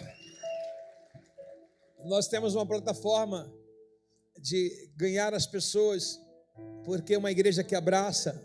Carolina, quantos abraços você ganhou? Oi? Muitos abraços. Você está firme, Carol? Firme. Muitos abraços. Talvez a Carol seja marcada aqui, porque ela ganhou muitos abraços, porque a igreja tem um telão, um ar-condicionado, porque tem uma cadeira para sentar, um banheiro refrigerado, tem um banheiro, café de graça, tem uma sopa depois do culto, uma canjica. A gente costuma ganhar pessoas assim. Paulo ganhou com sofrimento. Paulo conquistou um coração de um discípulo leal, apanhando gente. Timóteo estava observando em Atos 14, que homem é esse que não murmura, que não abre a boca? Que homem é esse que não amaldiçoa a cidade? Depois, quando Paulo volta em outras viagens missionárias, no Atos 16, ali eles são apresentados. O texto faz uma menção em que Atos 14, a avó e a mãe de Timóteo foram convertidas. Aí depois, quando Paulo volta, o evangelho já está na casa de Timóteo, através da sua mãe e da sua avó. Mas você conhece muito bem que as próximas páginas, Paulo vai ter que circuncidar Timóteo para incluir na comunidade judaica. Só que o texto também faz menção que o pai de Timóteo não tem influência nenhuma. E por que Paulo chama Timóteo de filho amado? Uma geração que tem pai, mas não ensina a verdade, que não contribui às páginas do evangelho. Desculpa, com toda a verdade, esse evangelho do sofrimento não combina com muita gente. Por poucas coisas vocês já se desviaram ou pensam em sair. Como é que vocês hoje vão embora do evangelho porque não tem dinheiro da passagem, porque um líder não falou o que você queria, porque o pastor te colocou no banco? Qual é a crise que te tira? Não tirou Timóteo. Por que você vai deixar de ir à igreja? Por que você vai deixar de servir Jesus? Timóteo não foi tirado por pouca coisa, ou por nada. Paulo apanhando, jogando fora da cidade, quase morto. Quando ele vem, depois ele relata: cara, eu vi tudo o que aconteceu com você. Inclusive, imagine um diálogo entre Paulo e Timóteo. Cara, o que foi aquilo? A minha vida inteira, com a minha idade que eu tenho, eu sempre vi os homens quererem se titularizarem. Eles trouxeram o sacerdote daquele tempo, trouxe um boi, flores, quiseram te honrar. Sabe o que é isso? Você ia ser a pessoa mais ovacionada na cidade. Você tem um feito em que eles sempre vivem proclamando que um Deus faça. Deus fez através da sua vida. Você não quis glória para si. Você não quis recompensa nenhuma. Você rasgou as suas vestes.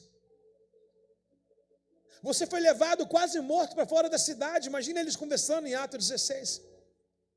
Então tinha na verdade duas pessoas que não tiraram os olhos de Paulo. Um ele descobriu em Atos 14. Mas o outro ele descobriu quando ele não murmurou. Quando ele voltou pela segunda vez, alguém deu testemunho daquilo que viu.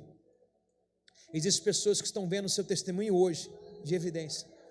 E existem umas que estão te paquerando, estão te olhando. Mas no tempo oportuno, eles vão dizer detalhe do detalhe daquilo que eles estão vendo na sua vida você viver. Então hoje você levanta um aleijado, e amanhã você levanta um líder espiritual. Uau! Tem alguém te olhando. Tem alguém te olhando.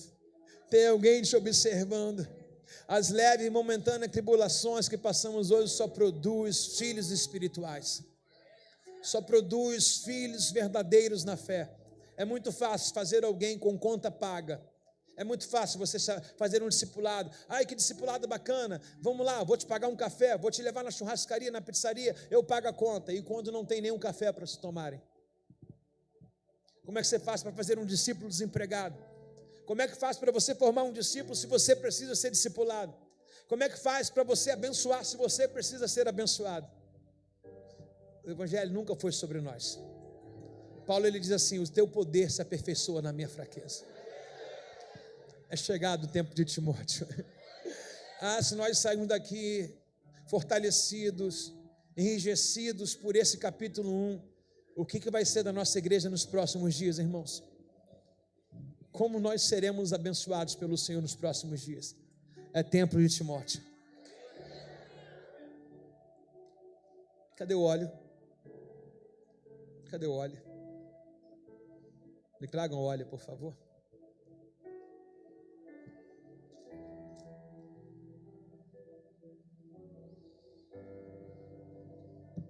Esse livro eu vou deixar ele no altar permanente.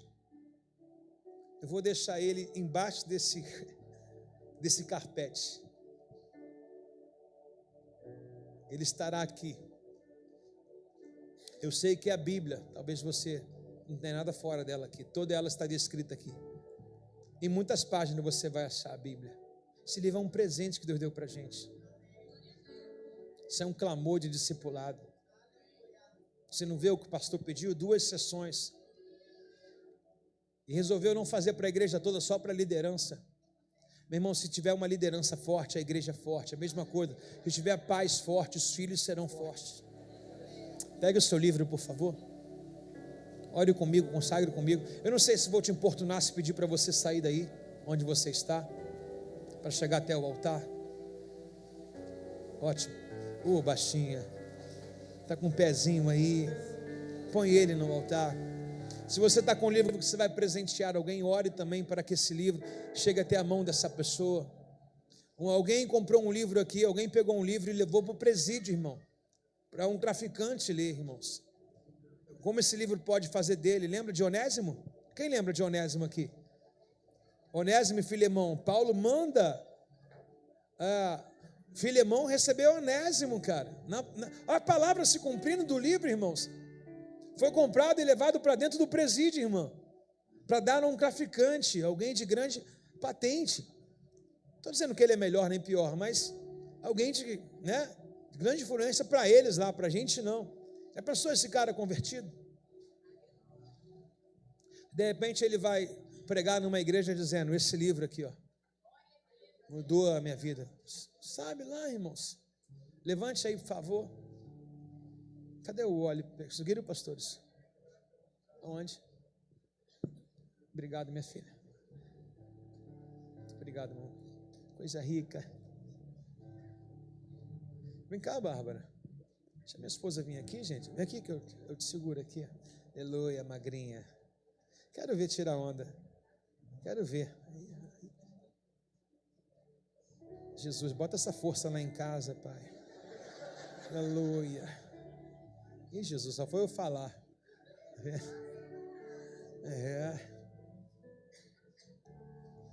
Mais uma vez quero aqui agradecer aos irmãos que estão aqui, tá? Para a gente é uma honra gigantesca. Pai, nós apresentamos o nosso livro. Ele só não fala mais do que a tua palavra, a tua Bíblia. Porém, dentro dele, há pregações que foram agora escritas. Talvez fica mais fácil. Quantas pessoas não conseguem entender a Bíblia e a fecham, mas quando entram para um curso, quando entram para uma cela, ou quando vão a uma igreja, a pessoa que está pregando, o pregador, o preletor, que é sucumbido de sabedoria, passa de uma forma que a pessoa talvez nunca tinha entendido. E é essa a ideia do livro. Nós oramos para que a pessoa, ao pegar esse exemplar, ela também pegue a tua palavra, para que ela mesmo confira. São esboços que estão aqui, são pregações, são comentários dentro do contexto bíblico, e alguns comentários não lhe é dado pela Bíblia, mas existem historiadores, pessoas fundamentais que contribuíram, livros no qual eu utilizei, pesquisas no qual eu fiz, que fundamentaram alguns acertos cronológicos nesses livros. Por exemplo, a Bíblia não diz quando Paulo conheceu e quando foi falado com Timóteo, mas aqui está a cronologia de onde se saiu um título, tem alguém te olhando. Então que esse livro possa motivar, ensinar a cada obreiro, a cada líder, a cada irmã e irmão a pregar a tua palavra. Eu coloco esse livro diante do Senhor de forma espiritual, pedindo ao Senhor: levanta pregadores da tua palavra, Senhor. Levanta evangelistas, levanta mestres, levanta, Senhor, profetas, levanta, Senhor, apóstolos, daqueles que possam edificar a tua igreja. Que esse livro seja altamente observado de forma minuciosa em cada igreja, a cada capítulo descrito, a cada doutrina aplicada, que haja correções. Como Paulo mesmo disse para Timóteo: pregue, Timóteo, em todo o tempo, repreenda Timóteo, corrija Timóteo, discipline Timóteo, pois haverá tempos que amontoarão para ti deuses. É chegado esse tempo aonde a palavra vai barrar a filosofia, aonde a palavra será o suficiente para nós. Então eu levanto o livro aos céus, ao Senhor, e te peço: levante os Paulos desta geração e nos dá Timóteo a cuidar, Senhor. Enche nossas células de Timóteo, as nossas casas de Timóteo, os nossos trabalhos de Timóteo, as nossas faculdades de Timóteo. Façam que levantemos nossos Timóteos também em nossos trabalhos, que tenhamos a palavras em nossos lábios, para que podemos ensiná-las a quem assim necessita. Eu te entrego essa obra, Deus, te consagro essa obra para o louvor e glória do seu nome, em o nome do Pai, em o nome do Filho, em o nome do Espírito Santo. Que a tua palavra vá e despedace as setas e agrilhões, que a tua palavra seja pregada, que esse livro caia nas mãos daqueles que estão oprimidos pelo diabo, e que todas as obras de feitiçaria, que todas as obras do inimigo caiam por terra diante dessa leitura. Nós motivamos aqueles que perderam uma paixão pela palavra, nós motivamos a igreja que está adormecida. Sabemos que muitas pessoas se entristeceram em relacionamentos na igreja, e esse livro também trata essa causa. Então que todos os obreiros arregassem as mangas novamente, que todos aqueles que estão mortos voltem à vida. Levanta dentre os mortos. Eu declaro um grande avivamento a todos os pastores e obreiros. Por onde esse livro passar, Que as marcas de Cristo possam fluir através dessa leitura.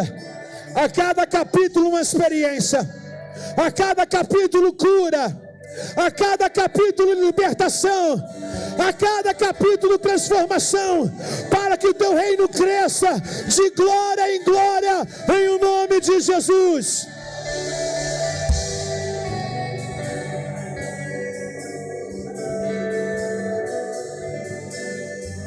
Estende sua mão para cá, irmãos. Pai, nós ungimos a unção coalha que despedaça o jugo. Que não seja o nome do autor, mas o teu nome. Que seja a glória do Senhor sobre toda a Escritura. Em cada página, em cada literatura, ao ler, as pessoas sejam tocadas pela pessoa do Espírito Santo. Igreja, enquanto estou ungindo com óleo, estou devotando, entregando ao Espírito Santo toda a leitura, porque onde o homem não consegue falar, o Espírito Santo nos ajuda a entender, a interpretar aquilo que Ele quer. Eu santifico essa obra, abençoo essa obra, em o nome de Jesus.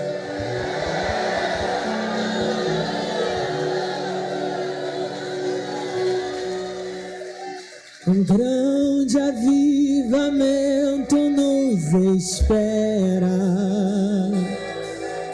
algo novo e diferente está por vir, pois há algo acontecendo na terra. Se levantou uma geração que tem fome e sede de ti.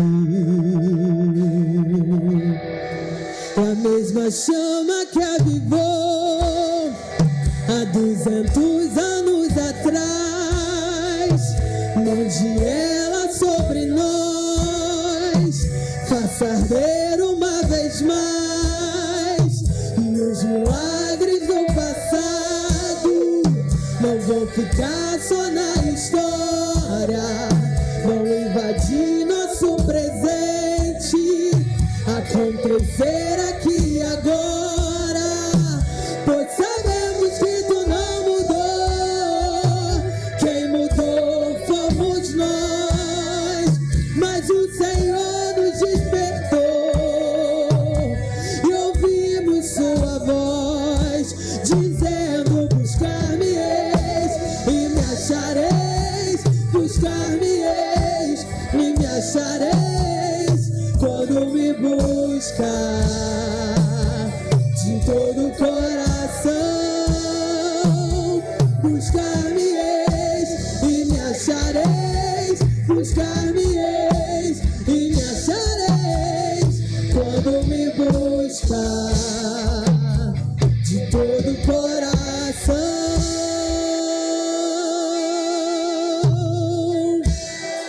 E a mesma chama que avivou há 200 anos atrás, mande ela sobre nós, faça arder uma vez mais, e os milagres do passado não vão ficar só na história, vão invadir nosso presente, acontecer aqui agora, pois sabemos que tu não mudou, quem mudou fomos nós, mas o Senhor nos despertou e ouvimos sua voz. Buscar-me-eis e me achareis, buscar-me-eis e me achareis, quando me buscar de todo o coração. Buscar-me-eis e me achareis, buscar-me-eis e me achareis, quando me buscar De todo o coração, nós cremos, pois tu dissestes: batei a porta, se abrirá. Nós cremos, pois tu dissestes: dá-se-vos-á.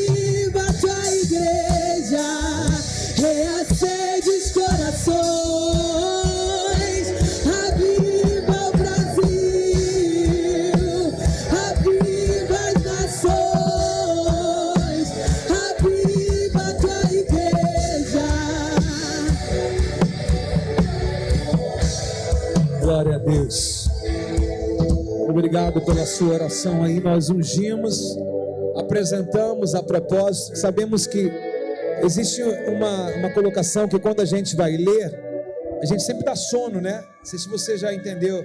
Ou a obra do inimigo faça com que seja desinteressante. Por que nós apresentamos, Joana?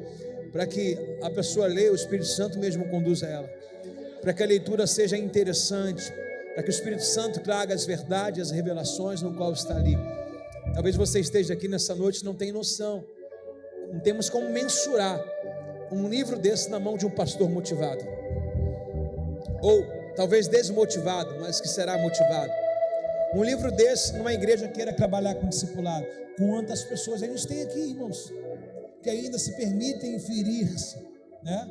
Um livro desse aqui, esse é o primeiro capítulo, irmão, sofrimento, irmãos. Como é que alguém vai se apaixonar por Deus, pelo Evangelho, por um pregador que está sofrendo, está apanhando, irmãos? Imagina alguém nem isso aqui, ela falar, nossa, estou insignificante aqui, a minha dificuldade, a minha tribulação, né? Nossa, pensei que eu estava sofrendo. Na verdade, quem sofreu foi Paulo aqui. Você entende, pessoal? Então, que Deus abençoe aí. Nós iremos plantar esse livro aqui nesse altar e deixar ele aí permanente. E assim seja. Gratidão. Obrigado, esposa. A última página ali, a última página aqui. Agora vou abrir a última página aqui, meu Deus do céu. A última página aqui, a página 216, tem uma do lado que já não começa mais a enumerar. Ela está assim, ó. Agradeça ao único Deus e verdadeiro pela sua generosidade em confiar, por confiar para que eu, um homem apenas mortal, leve a sua linda, preciosa mensagem. E agradeço também a você, minha querida esposa, companheira ministerial, mulher cheia de garra e virtude, aos meus filhos que aqui estão, Gabriel, Esther, queridos, que eles possam usufruir dessas páginas, sendo eles, para mim, verdadeiros Timóteos e filhos amados. E a igreja, a qual Deus me confiou a pastorear, a Rehobote, uma igreja linda e cheia de Deus. Especial também a cada pastor e líder e servo de excelência desse ministério que eu tanto amo.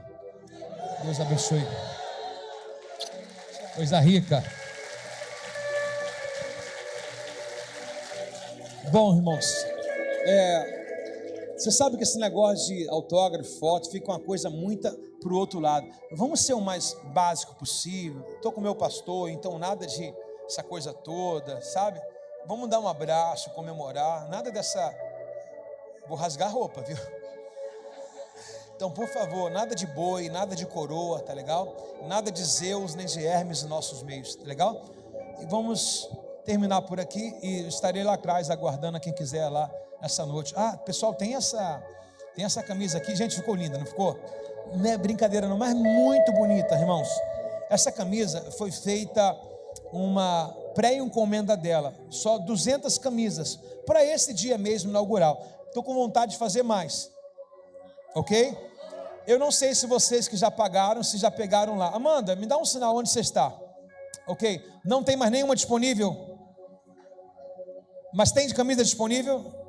Não tem nenhuma disponível, ok? Foram feitas 200 e as 200 foram vendidas. Se você quiser a camisa, de repente eu vou atender bastante pessoas, vai demorar um pouquinho. Passa na secretaria agora, se quiser deixar lá acertado lá e pago. Daqui uma semana eu te entrego, tá legal? Ou talvez no próximo domingo, no próximo culto, eu lhe entrego essa camisa ou Amanda, tá legal? Então vai lá, ela tem um custo de R$40. Nos abençoe lá também. Aqui vai ter o meu Instagram que eu vou ajudar. Pedir que você use essa camisa para que as pessoas possam seguir, divulgar o livro e por aí vai. Obrigado, pessoal. Dá a benção para a gente aqui. Aleluia. O que falar desse livro, né, gente? A gente tem comentado em casa como esse ano tem sido impactante na nossa vida ministerial. Eu creio que quando nós fizemos 10 anos, muita coisa mudou, né? E a gente tem muitas lutas. Se eu fosse contar para você quantas lutas eu tenho, de repente você choraria junto comigo, né? Mas a gente tem recebido também tantos testemunhos dessa igreja tão bonita. Ele já saiu, ele já foi andando, né? Mas quando vejo esse livro, eu vejo o amor e a dedicação do meu marido aqui, amados, impresso, sabe? Eu vejo ele como um Paulo dessa geração, que ele não tem medo de falar a verdade, Às vezes custa muito quando ele fala a verdade, perde a muitos, mas ele também ganha aqueles verdadeiros Timóteos, discípulos amados. Então, que esse livro também venha te encorajar a falar a verdade, somente a verdade, por mais que isso faça você perder algumas pessoas. Afinal de contas, mais vale a pena agradar a Deus do que agradar os homens. Amém? 10 anos, a mesma palavra. O mesmo jeito de falar nós estamos. Nós estamos aqui para trazer a palavra da verdade, mas estamos aqui também para poder abraçar, a chorar junto com você, a sorrir junto com você. E você faz parte dessa história, amém? Abra bem seus braços. Que a graça do nosso único, suficiente, exclusivo e eterno Senhor e Salvador Jesus Cristo, o grande amor de Deus Pai, a comunhão e a consolação do nosso Deus seja sobre a minha vida, sobre a sua vida, não somente hoje, mas para todo sempre. Amém, amém e amém. Vai em paz. Deus